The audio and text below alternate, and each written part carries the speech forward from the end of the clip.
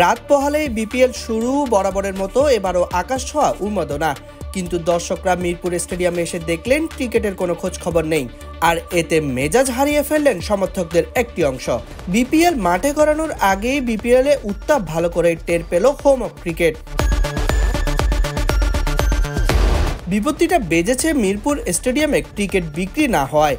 এবার টিকিটের সর্বনিম্ন মূল্য ধরা হয়েছে 200 টাকা, সর্বোচ্চ 2000 টাকা। আপাতত মিরপুর শেরেবাংলা জাতীয় ক্রিকেট স্টেডিয়ামের টিকিট মূল্যই প্রকাশ করেছে বিসিবি, যেখানে হোম স্ট্যান্ড টিকিটের মূল্য সর্বোচ্চ 2000 টাকা। এছাড়া মিডিয়া ব্লকের উত্তর অংশে ইন্টারন্যাশনাল গ্যালারি 1000 টাকা, কর্পোরেট ব্লকের দক্ষিণ অংশের ইন্টারন্যাশনাল গ্যালারি 800 টাকা, ইন্টারন্যাশনাল লাউঞ্জ 1000 টাকা, ক্লাব হাউস বা শহীদ মুস্তাক ও শহীদ জুয়েল এস্টেট 500 টাকা, সাউদার্ন গ্যালারি ও নর্দার্ন গ্যালারি 300 টাকা এবং ইস্টার্ন গ্যালারির টিকিট পাওয়া যাবে সর্বনিম্ন 200 টাকায়। এছাড়া শহীদ মুস্তাক স্ট্যান্ডে বিশেষ করে 300টি আসন পাওয়া যাবে এক একটি 600 টাকা করে।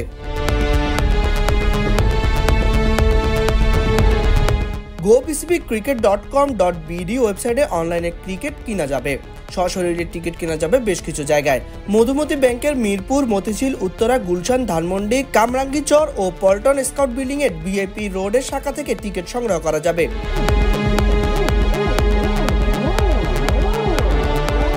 30 ডিসেম্বর বাংলাদেশ সময় দুপুর 1টায় বিপিএল এর একাদশ আসরের উদ্বোধনী ম্যাচে মুখোমুখি হবে ফরচুন বরিশাল ও দুর্বার রাজশাহী। দিনের দ্বিতীয় ম্যাচে সন্ধ্যা 7টায় মুখোমুখি হবে ঢাকা ক্যাপিটালস ও রংপুর রাইডার্স। আগামী 3 জানুয়ারি পর্যন্ত আসরের প্রথম 8টি ম্যাচ অনুষ্ঠিত হবে ঢাকায়। এরপর বিপিএল পাড়ি জমাবে চায়ের শহর সিলেটে।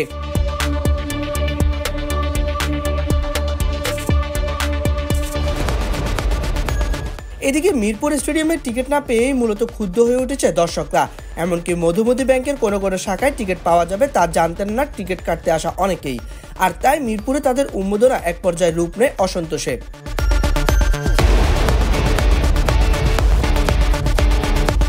সাইদ ইবনে শামস, বিডি ক্রিক টাইম।